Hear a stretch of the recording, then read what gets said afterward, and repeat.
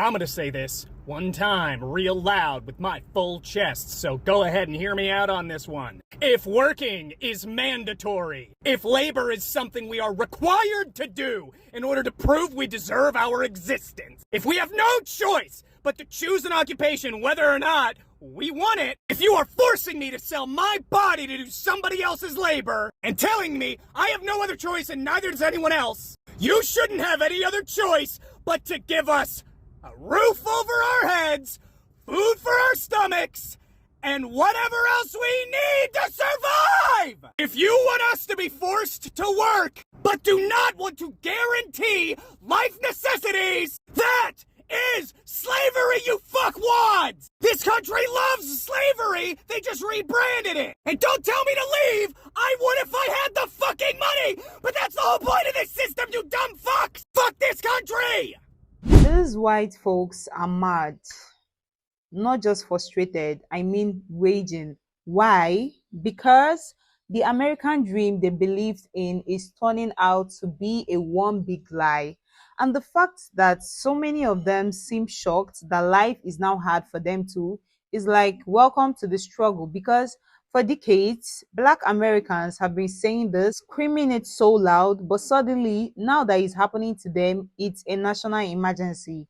So now let's watch what they are saying, then I'll break it down and share my take. Can somebody explain to me in crayon-eating terms why I make over 3 times the federal minimum wage and I cannot afford to live? And I do not want to hear the pull yourself up from your bootstraps, work 90 hours a week. That's not the goal, guys. That should not be our standard. I am so fucking tired of people being complacent with this uniparty, both of them fucking us over.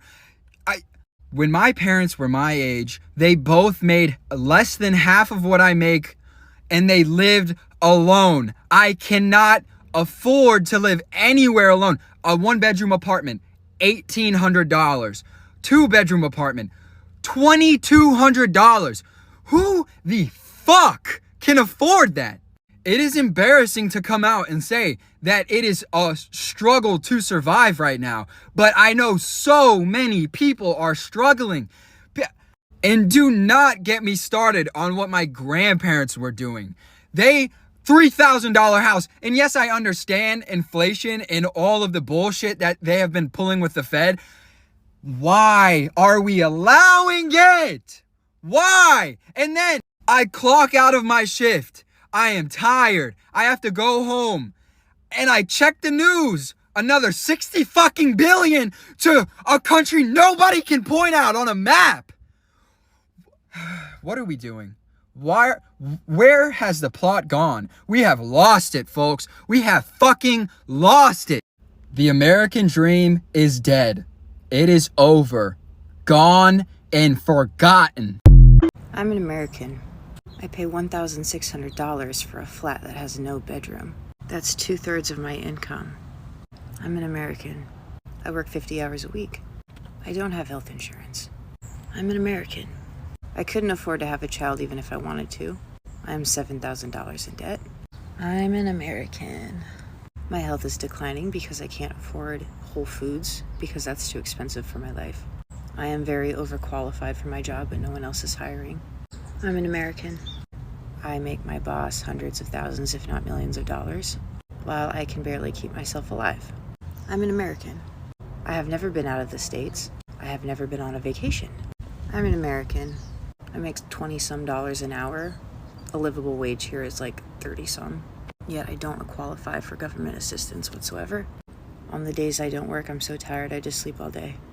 I'm an American. My electric bill is so expensive I sit outside in the heat because I can't afford to turn the AC on in the damn house.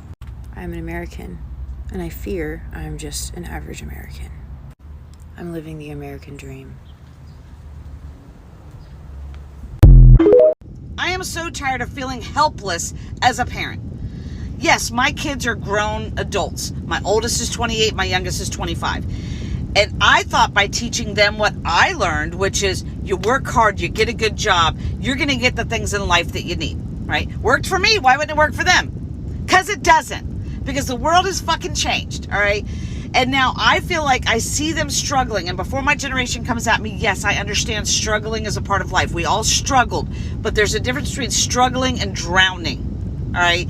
So we struggled, and it was tough, but you know what? We made it. We knew there was a light at the end of the tunnel with our struggle. It seems like kids today, no matter how much they struggle, they just get further and further down the water into the drowning point, all right? When I was their age, I was making less than $10 an hour, and I could afford to live on my own. Now you have to be making six-figure salary to get a decent, tiny little place to live. So what the fuck is going on, and how do we help them as parents?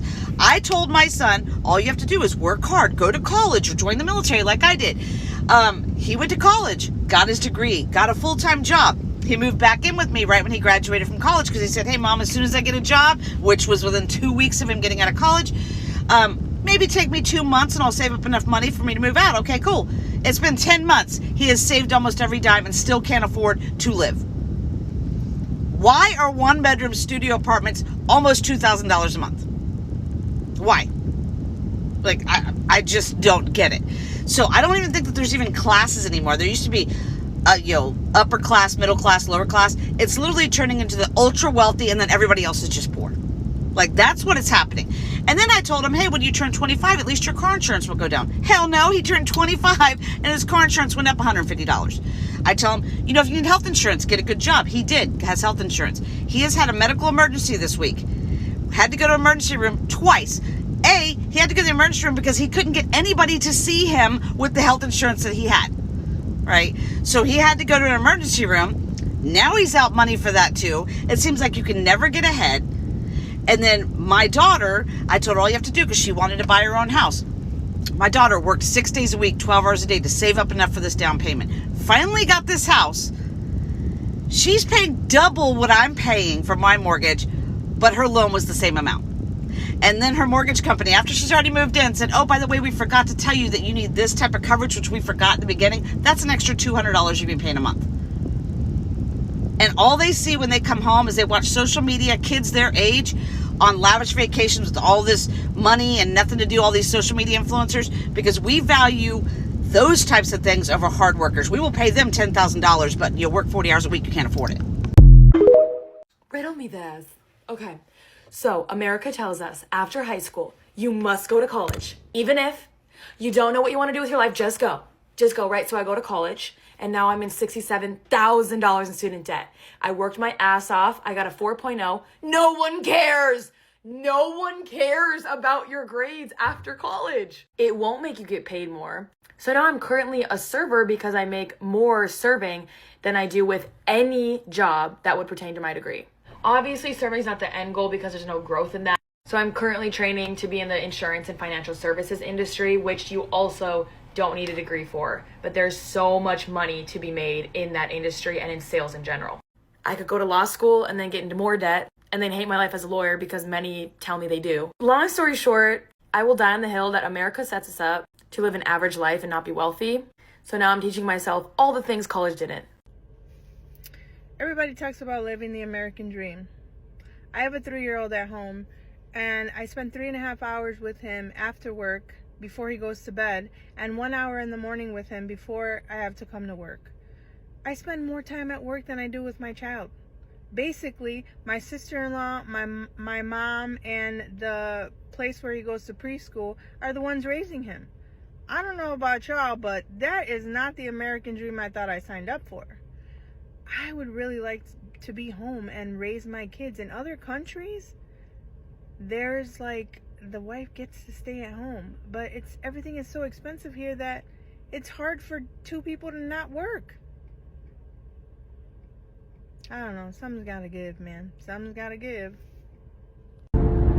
How do y'all enjoy your weekends when you're broke? Am I the only one saying this? But like, you ever work all week, you realize you ain't got no money, then the weekend rolls around, and you think to yourself, I can't enjoy it because I got no money to do nothing. I remember in the summertime, one time I was like, getting ready to go get gas to mow my lawn, and I realized I was broke and had to like take money off my overdraft, my checking account, just to buy fuel for my lawnmower.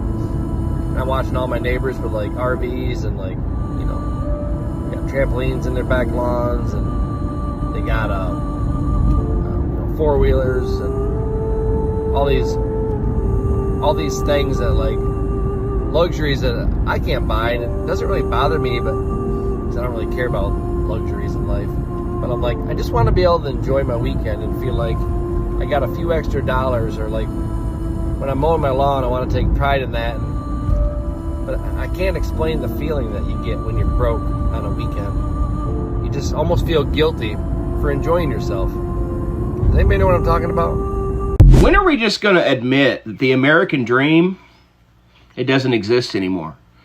I'm 50 years old, and I started working when I was about 11. I did many, many, many things to earn money. I was a hustler, baby, and I still am.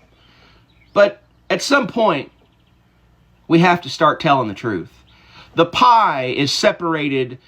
The top 20% of people, sometimes they're born into it. The majority of the times, they're born into families of just better. They have opportunities that we don't have. And at 50 years old, I am tired of sitting and pretending that the American dream even exists. It's a system that is set up to fail from the very beginning. I think that literally there are 20% of people that are going to have it, and the other 80 are going to search for it.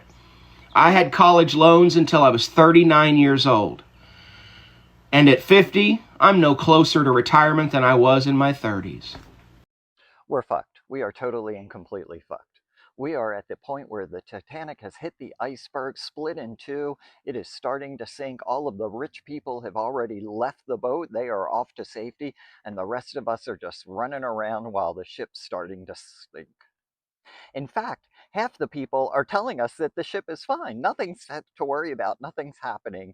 And then of the half that are remaining, a third of those are telling us, just wait until we get in control of the ship and then we'll be fine. And another third of us are telling, we're not going to let anyone captain the ship until they can guarantee that we're going to only have cabins with double queen size beds and lobster dinner. And if we don't get those two things, we're not going to let you captain any ship. And then there's the remaining part of us that are just like, we are so totally fucked. We know this ship is going down. What could turn this around, or what could help us, is our political leaders on the left. We're fucked. They are running for office to maintain power. Their number one goal right now is to get back in office. Again, we are on the Titanic. It is at the iceberg. It has split in half. It is sinking. These people want to be in control of the boat.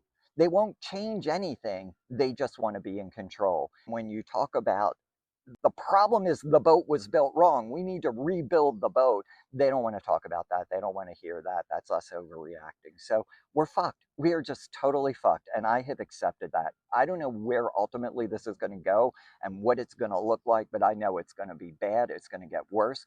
A lot of people aren't paying attention. A lot of people think they're safe. I posted about this yesterday. A lot of people think that they're safe and not going to be affected by this. They will. And, you know, there is an element, I'm sort of let me just be part of the band that's playing while the ship goes down. I don't know what else to do. And I'm going to keep posting and ranting and give my perspective, but I'm also very aware that we're fucked. Have a good day. Peace out. It's wild, isn't it? The very same system black people have been warning about for decades is turning on the white folks who once blindly defended it. Now they are mad. They feel betrayed. They are calling out the system. But here is the thing, for Black Americans, this isn't a new crisis. Generations have suffered under the weight of a rigged system that promised opportunity but delivered oppression, inequality, and struggle. So when the so-called American dream starts collapsing for others, it's not surprising, it's revealing. It shows us what we've always known: a system built on selective fairness isn't sustainable for anyone. And that's it from me today. Drop your thoughts in the comments because I need to hear what you all think. And don't forget to like, share, and hit the subscribe button so you don't miss the next one. Bye.